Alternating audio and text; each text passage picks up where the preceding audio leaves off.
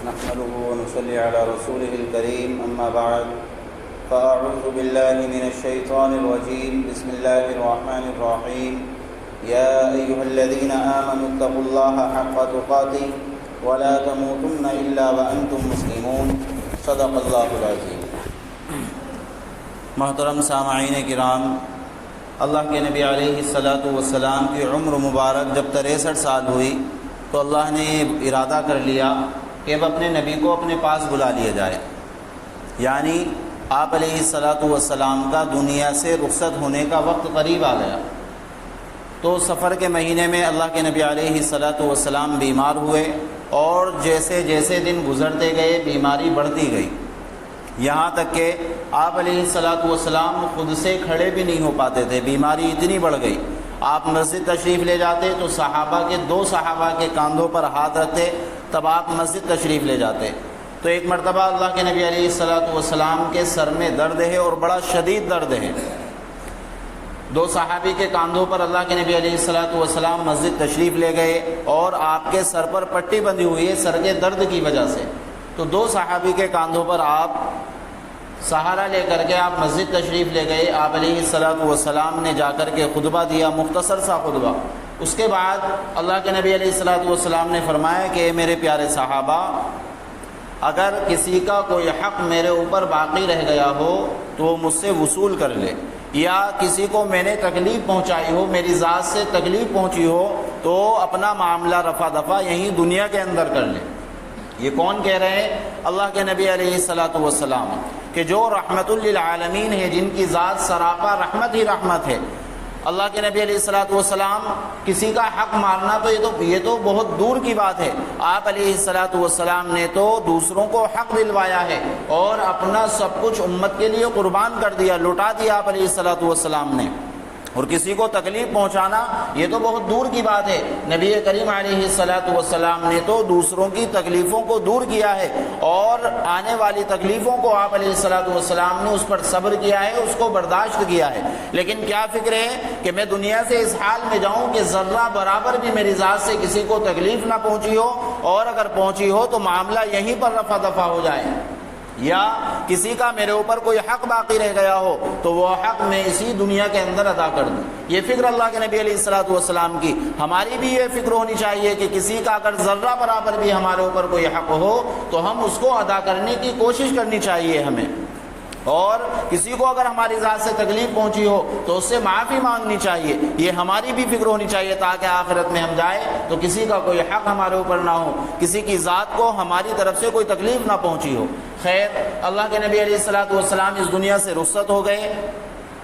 اس کے بعد میں خلیفہ بنے حضرت ابوبکر صدیق رضی اللہ عنہ، مسلمانوں کے سردار امیر المؤمنین بنائے گئے۔ تو حضرت ابوبکر صدیق رضی اللہ عنہ نے اعلان کروایا کہ اگر نبی کریم علیہ الصلاۃ والسلام پر کسی کا حق باقی رہ گیا تھا اور کسی وجہ سے اس کی ادائیگی نہ کی جا سکی ہو تو آ کر کے مجھ سے، یعنی حضرت ابوبکر صدیق رضی اللہ عنہ سے اپنے حق کا مطالبہ کر لے۔ یہ اعلان کروایا امیر المؤمنین نے، اور دوسری طرف اعلان کرایا حضرت علی رضی اللہ عنہ نے کہ کسی کا کوئی حق حضور کے ذمے باقی رہ گیا ہو تو وہ آ کر کے مجھ سے مطالبہ کر لے۔ تو مشہور مورخ ابن سعد نے الطبقات الکبریٰ کے اندر یہ بات لکھی ہے کہ ہر سال حج کے موقع پر جمرہ عقبہ کے پاس میں جہاں پر کنکری ماری جاتی ہے 10ویں ذی الحجہ کو، جو حاجی لوگ ہیں وہ جانتے ہیں مکہ کے بالکل قریب جگہ ہے۔ جمرہ کے معنی آتے ہیں کنکریوں کے اور عقبہ کے آتے ہیں گھاٹی کے جگہ کے۔ تو یہ چونکہ دو پہاڑیوں کے درمیان ایک جگہ تھی اس لیے اس کو جمرہ عقبہ کہا جاتا ہے، جمرات العقبہ بھی اس کو کہہ سکتے ہیں۔ تو ہر سال مشہور مورخ ابن سعد نے اس بات کو طبقات الکبریٰ کے اندر لکھا ہے کہ حج کے موقع پر یہ اعلان کرایا جاتا تھا کہ نبی کریم علیہ الصلاۃ والسلام پر کسی کا کوئی حق باقی رہ گیا ہو اور کسی وجہ سے اس کی ادائیگی نہ کی جا سکی ہو تو وہ آ کر کے اپنا مطالبہ کر لے حضرت علی رضی اللہ عنہ سے۔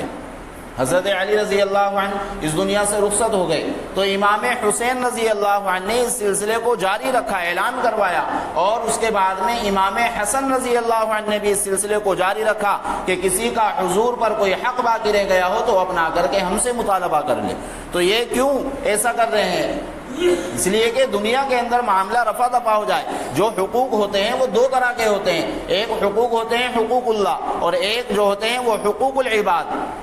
تو حقوق اللہ نماز، روزہ ہے، اسی طریقے سے حج ہے، یہ حقوق اللہ ہے. اگر ہم ان کو نہیں کریں گے تو یہ اللہ رب العزت کا اور ہمارا معاملہ ہے، بندے کا معاملہ ہے. بندہ اگر نماز نہیں پڑھ رہا اللہ کا معاملہ ہے، بندہ روزہ نہیں رکھ رہا اللہ کا معاملہ ہے. ہو سکتا ہے اللہ رب العزت اس کو معاف کر دے، لیکن ایک دوسرے جو حقوق ہوتے ہیں وہ ہوتے ہیں حقوق العباد، جو بندوں سے جڑے ہوئے ہوتے ہیں، تو وہ اللہ رب العزت معاف نہیں کرے گا اس وقت تک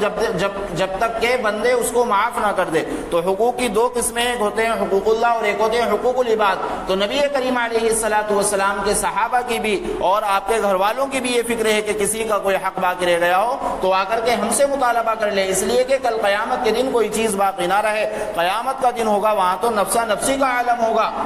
اور وہاں پر نہ دینار ہوں گے نہ درہم ہوں گے، روپیہ پیسہ. وہاں پر نیکیاں انسان کی دی جائے گی. ہم نے خوب نمازیں پڑھی ہے، زکوٰۃ ادا کی ہے، روزے رکھے ہیں، حج کیے ہیں، ہم نے صدقہ خیرات کیا ہے، تسبیحات کی ہے، خوب لمبے لمبے ہم نے سجدے کیے، لیکن دوسروں کا حق مارا ہے تو پھر ہماری نیکیاں خود بخود اس کو دے دی جائے گی جب وہ اپنا مطالبہ کرے گا. تو اس لیے اللہ کے نبی علیہ السلام کی یہ فکر تھی کہ دنیا کے اندر ہی معاملہ رفع دفع ہو جائے. ایک حدیث کے اندر آتا ہے اللہ کے نبی علیہ السلام نے صحابہ سے معلوم کیا کہ بتاؤ میری امت کا مفلس کون ہے، غریب آدمی کون ہے، جانتے ہو؟ صحابہ نے کہا یا رسول اللہ اب مفلس وہ شخص ہے کہ جس کے پاس روپیہ پیسہ نہ ہو، دینار اور دراہم نہ ہو. اللہ کے نبی علیہ السلام نے فرمایا کہ نہیں، یہ میری امت کا مفلس نہیں ہے،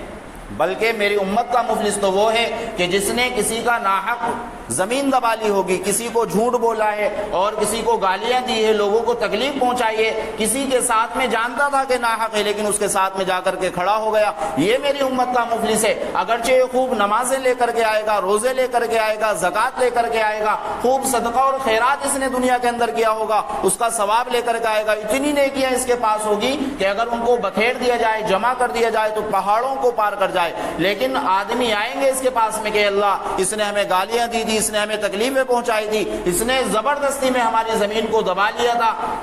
یہ خاندانی اعتبار سے بڑا تھا، روپیہ پیسہ اس کے پاس میں تھا، اس کے پاس پاور تھی، طاقت تھی، تو اس نے دبا لیا تھا. تو اللہ رب العزت والجلال اس وقت میں اس کی نیکیاں لوگوں کو دے دیں گے، جو لوگ مطالبہ کریں گے، اور مطالبہ کرنے والے زیادہ ہوں گے، نیکیاں کم بڑھ جائے گی، تو پھر اللہ رب العزت ان کے گناہ اس کے سر پر ڈال دیں گے. تو آپ علیہ السلام نے فرمایا کہ میری امت کا مفلس وہ نہیں ہے جس کے پاس دینار اور دراہم نہ ہو، جس کے پاس روپیہ پیسہ نہ ہو، بلکہ میری امت کا مفلس یہ شخص ہے. اس لیے ہمیں اپنے معاملات کی صفائی کرنی چاہیے، بات چاہے 1 لاکھ کی ہو یا چاہے 1 روپے کی ہو، لیکن بات بالکل صاف ہونی چاہیے، معاملات صاف ہونے چاہیے. ایک اور حدیث ہے اللہ کے نبی علیہ السلام نے فرمایا کل قیامت کا دن ہوگا، جب قیامت لگی ہوگی تو وہاں پر کسی شخص نے جو ہے دنیا کے اندر کسی نے کسی کی بکری چرا لی، کسی نے کسی کا اونٹ چرا لیا، یا زمین دبا لی اس نے دنیا کے اندر، یا خاندانی اعتبار سے بڑا آدمی تھا تو اس نے لوگوں پر ظلم کیا، تو اللہ کے نبی علیہ السلام فرما رہے ہیں کہ اس نے بکری چرائی ہے، بائک چرائی ہے، یا کسی کا پیسہ وہ ہڑپ کر گیا، اس کی ٹوپی اس کے سر گھما دی، اس کی ٹوپی اس کے سر گھما دی، یا زمین کی زمین اس نے ہڑپ کر لی، تو وہ زمین جو ہوگی کل قیامت کے دن اس کو ہار بنا کر کے، اس کا توق بنا کر کے اس کے گلے میں ڈال دیا جائے گا. اور دوسری حدیث کے اندر ہے کہ اس کو ساتوں زمین کے اندر دھسا دیا جائے گا. اور کسی نے بکری چرائی ہے، اونٹ چرایا ہے، بائک چرایا ہے، تو اس کے پیچھے لاد دی جائے گی، وہ پریشان حال ہوگا، وہ بول رہی ہوگی، وہ اللہ کے نبی علیہ السلام کے پاس جائے گا کہ یا رسول اللہ اس نے تو مجھے پریشان کر دیا ہے، میری کمر پر لدی ہوئی ہے، میری پیٹھ پر لدی ہوئی ہے، آپ میرا پیچھا چھڑا دیجئے. اللہ کے نبی علیہ السلام فرمائیں گے کہ نہیں، میں نے تمہیں دنیا کے اندر سب کچھ بتا دیا تھا کہ یہ غلط ہے، یہ صحیح ہے، لیکن تم نے وہاں پر بات کو نہیں مانا. آپ علیہ السلام اتنے مشفق ہیں، اتنے مہربان ہیں، آپ علیہ السلام بھی اس وقت میں یہ فرمائیں گے کہ میں اب تمہارے لیے کچھ نہیں کر سکتا. ہمیں سوچنا چاہیے معاملات کی جو خرابی ہے آج ہمارے معاشرے کے اندر سب سے زیادہ پائی جاتی ہے. آپ علیہ السلام نے ایک حدیث کے اندر فرمایا جو لوگوں کو تکلیف پہنچائے، جو فتنہ اور فساد کا کام کرے، لوگوں کو آپس میں لڑانے کا کام کرے، جھگڑا کرانے کا کام کرے، آپ علیہ السلام نے فرمایا لیس منا، کہ یہ مجھ سے نہیں ہے. اس کا مطلب یہ ہے جیسے ایک باپ ہوتا ہے غصے میں اپنے بیٹے کو کہہ دیتا ہے، کوئی غلط کام کر دیا بیٹے نے تو باپ کیا کہتا ہے کہ جا آج سے تو میرا بیٹا نہیں اور میں تیرا باپ نہیں ہوں. تو اسی طریقے سے نبی کریم علیہ السلام کے غصے کے الفاظ ہے کہ جب تم غلط کام کرو گے تو آپ نے فرما دیا فلیس منا، کہ تم میرے نہیں ہو، تم نمازی بھی ہو سکتے ہو، حاجی بھی ہو سکتے ہو، ساری چیزیں تمہارے اندر ہو سکتی ہے، لیکن تم میرے نہیں ہو سکتے۔ اس لیے آج ہم حرام طریقوں سے اپنی اولاد کے لیے جمع کر رہے ہیں، لوگوں کی زمینیں دبا رہے ہیں اور پتہ نہیں ہم کیا کیا کر رہے ہیں۔ تو یاد رکھیں یہ جو حرام مال ہوتا ہے، یہ صرف اس کی جو مدت ہوتی ہے وہ 30 سال 35 سال 40 سال ہوتی ہے، اس کے بعد میں حرام مال کی مدت ختم ہو جاتی ہے، پھر انسان جو ہے اس کی نسل جو ہے بالکل روڈ پر آ جاتی ہے، نوبت یہاں تک آتی ہے کہ یہ صدقہ اور خیرات زکوٰۃ لینے پر مجبور ہو جاتی ہے۔ اس لیے معاملات ہمارے صاف ہونے چاہیے۔ ایک آدمی سے معلوم کیا گیا جب خلافت راشدہ ختم ہوئی، یعنی حضرت ابوبکر صدیق رضی اللہ عنہ اور حضرت عمر رضی اللہ عنہ، حضرت علی اور حضرت عثمان رضی اللہ عنہ جو امیر المؤمنین تھے، ان کو کہا جاتا ہے خلافت راشدہ۔ تو جب یہ خلافت راشدہ ختم ہوئی، یہ دنیا سے رخصت ہو گئے، تو دور آیا بنو امیہ کا، اس میں بڑے بڑے بادشاہ ہوئے، دنیا دار بادشاہ بھی ہوئے، دیندار بادشاہ بھی ہوئے۔ عمر ابن عبدالعزیز رحمۃ اللہ علیہ اتنے نیک آدمی، اتنے بڑے بادشاہ ہیں، یہ بھی اسی میں سے بنو امیہ میں سے۔ تو اس وقت میں ایک بوڑھے آدمی سے معلوم کیا گیا کہ تمہاری زندگی کے اندر سب سے عجیب، سب سے حیرت والا واقعہ کیا ہے؟ اس بوڑھے آدمی نے کہا میری زندگی کے اندر سب سے حیرت والا واقعہ یہ ہے کہ جب عبد الملک کا انتقال ہوا، ہشام ابن عبد الملک کا انتقال ہوا، یہ لوگ جو تھے، ہشام ابن عبد الملک ہے اور دوسرے بادشاہ تھے، یہ لوگ کسی کی طرف غلط نگاہ نہیں دیکھتے تھے اور زنا کرنے والے نہیں تھے، بلکہ مال کے اندر خیانت کرنے والے تھے۔ جو مال غنیمت تھا، مال غنیمت میں چونکہ لوگوں کا سب کا حصہ ہوتا ہے، اس کے الگ مسائل ہیں، تو یہ مال غنیمت کسی ایک کا حصہ نہیں ہوتا، تو یہ لوگ دوسروں پر ظلم کرنے والے تھے اور مال میں خیانت کرنے والے تھے، اس کے علاوہ ان میں کوئی برائی نہیں تھی۔ تو اس نے بتایا اس بوڑھے آدمی نے کہ ہشام ابن عبد الملک کا جب انتقال ہوا تو چہرہ کالا ہو گیا تھا، اور ہشام ابن عبد الملک کا جب انتقال ہوا تو اتنا مال چھوڑا کہ ایک ایک بیٹے کے حصے میں، ایک ایک لڑکے کے حصے میں، اولاد کے حصے میں ایک وقت میں 1,00,000 دینار آئے، اور دینار جو ہوتا ہے وہ سونے کا ہوتا ہے، سونے کا ٹکڑا، تو اتنا مال ان کے حصے میں آیا۔ اور عمر ابن عبدالعزیز رحمۃ اللہ علیہ کا جب انتقال ہوا تو صرف 12 دینار چھوڑے، اور 12 میں سے بھی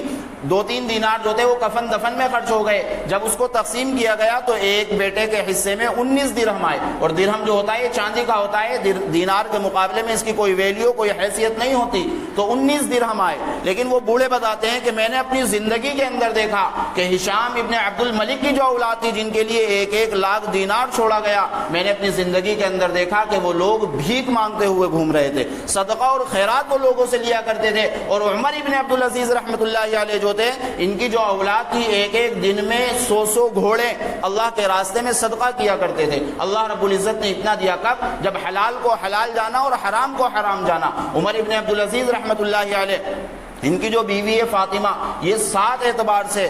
یہ جو ہے بہت بڑی، دنیا کی تاریخ کے اندر سیاسی اعتبار سے ان سے بڑی کوئی عورت پیدا نہیں ہوئی۔ 7 اعتبار سے ان کے جو بھائی ہیں، والد ہیں، دادا ہیں اور بھائی ہیں، شوہر ہے، یہ سب بادشاہ بنے ہیں، تو اتنی بڑی عورت ہے۔ تو ایک مرتبہ عمر ابن عبدالعزیز رحمۃ اللہ علیہ جب بادشاہ بنے تو گھر پر آئے، اور گھر پر آ کر کے کہا اپنی بیوی سے کہ آج میرا انگور کھانے کا دل کرتا ہے۔ تو بیوی نے کہا کہ تم بیت المال میں سے جا کر کے پیسہ لے لو۔ کہا کہ نہیں، میں اپنے لیے جہنم کو پسند نہیں کرتا، تو وہیں پر چھوڑ دیا۔ یعنی کہ انگور کھانے کا دل کر رہا ہے، اور چند پیسوں کے انگور مل سکتے تھے، اور چاہتے تو بیت المال سے پیسے نکال کر کے کھا سکتے تھے۔ ہماری طرح نہیں جیسے 4 سال 5 سال آج بادشاہ رہتا ہے، نہیں، بلکہ ان کو جو بادشاہت ملتی تھی وراثت میں ملتی تھی، لیکن غلط کام نہیں کیا، امانت میں انہوں نے خیانت نہیں کی، مال غنیمت کو مال غنیمت سمجھا، اپنا مال انہوں نے نہیں سمجھا۔ ایک مرتبہ گھر پر آئے، خوشبو کا بہت شوق تھا، بدبو سے بہت زیادہ نفرت کرتے تھے۔ ایک مرتبہ گھر پر آئے رات کے اندھیرے میں، تو بچیوں سے بات کرنے لگے، اپنی بیٹیوں سے، تو بیٹیوں نے اپنے منہ پر کپڑا رکھ لیا، دوپٹہ رکھ لیا۔ تو انہوں نے کہا بھائی کیا بات ہے کہ تم مجھ سے بات کرتے ہوئے اپنے منہ پر کپڑا رکھتی ہو؟ تو پیچھے سے خادمہ نے کہا کہ آج آپ کے گھر کے اندر سالن نہیں تھا، آپ کی بچیوں نے، آپ کی بیٹیوں نے، آپ کی اولاد نے کچی پیاز سے روٹی کھائی ہے۔ تو یہ سن کر کے ہچکیاں لگ گئی اور رونے لگے، اور کہا کہ بیٹی میں چاہوں تو تمہیں اچھے سے اچھا کھانا کھلا سکتا ہوں، لیکن میں مال کے اندر خیانت نہیں کروں گا، میں جہنم کی آگ کو برداشت نہیں کر سکتا۔ یہ تھے عمر ابن عبدالعزیز۔ تبھی اللہ رب العزت نے ان کی اولاد کو نوازا، اسی لیے اللہ رب العزت نے ان کی اولاد کو نوازا۔ جب ان کا انتقال کا وقت آیا تو انہوں نے رجا کو بلایا، اور بلا کر کے کہا کہ ہشام ابن عبد الملک تھا، ان کے چہرے کالے ہو گئے تھے اور قبلے سے ان کے چہرے پھر گئے تھے، تم میرا چہرہ کھول کر کے دیکھنا کہ میرا چہرہ کیسا ہے میرے انتقال کے بعد۔ چنانچہ ان کو دفن کیا گیا۔ جب ان کو قبر کے اندر رکھ رہے ہیں تو قبر کے اندر رکھ رہے ہیں، ایک ہوا، ایک جھونکا آیا اور اس جھونکے میں ایک پرچی آئی اور پرچی آ کر کے ان کے سینے پر گر گئی۔ لوگ جمع ہوئے، اس کو اٹھا کر کے دیکھا تو اس میں لکھا ہوا تھا بسم اللہ الرحمن الرحیم براءۃ من اللہ لعمر ابن عبد العزیز من النار، کہ عمر ابن عبد العزیز رحمۃ اللہ علیہ کو یہ خوشخبری سنا دیجیے اللہ کی جانب سے کہ ان کے لیے آگ سے چھٹکارا ہے، نجات ہے، خوشخبری ہے ان کے لیے۔ تو یہ کب ہوا؟ جب حلال کو حلال سمجھا، حرام کو حرام سمجھا۔ عید کا وقت آیا، بیوی نے کہا کہ بچوں کے کپڑے بننے ہیں،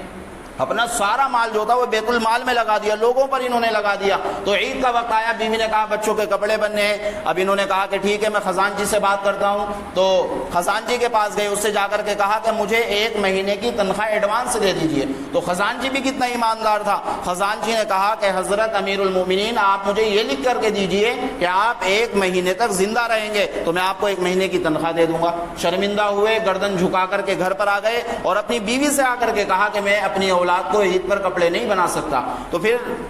عید کا وقت آیا، عید کی نماز پڑھائی، تو چونکہ اس وقت میں امیر المؤمنین نماز پڑھایا کرتے تھے، اب نماز پڑھائی تو بعد میں لوگ ملنے کے لیے آ رہے ہیں، جیسے ہم شہر قاضی سے ملنے کے لیے جاتے ہیں تو بعد میں لوگ ملنے کے لیے آ رہے ہیں، وہ لوگ بھی آ رہے ہیں جو بادشاہوں کے بیٹے تھے، وہ بھی ملنے کے لیے آ رہے ہیں اور بڑے عمدہ قسم کے لباس انہوں نے پہنے ہوئے، عمدہ قسم کی خوشبو انہوں نے لگائی ہوئی ہے، اور دوسری طرف دیکھا تو بچے جو ہیں، خود ان کے بچے، وہ پھٹے پرانے لباس میں آ رہے ہیں۔ تو جب آئے تو ان کو دیکھ کر کے رونے لگے عمر ابن عبد العزیز رحمۃ اللہ علیہ، اور کہا کہ بیٹا میں تمہیں اچھے اچھے کپڑے پہنا سکتا ہوں لیکن میں مال میں خیانت نہیں کر سکتا۔ رونے لگے اور کہنے لگے کہ تمہیں آج اپنے باپ سے گلا اور شکوہ تو ضرور ہوگا، لیکن کیا کروں، میں دھوکہ نہیں دے سکتا، میں عوام کو یہ جو پیسہ ہے یہ میرا نہیں ہے۔ تو بیٹوں نے کہا کہ ابا جان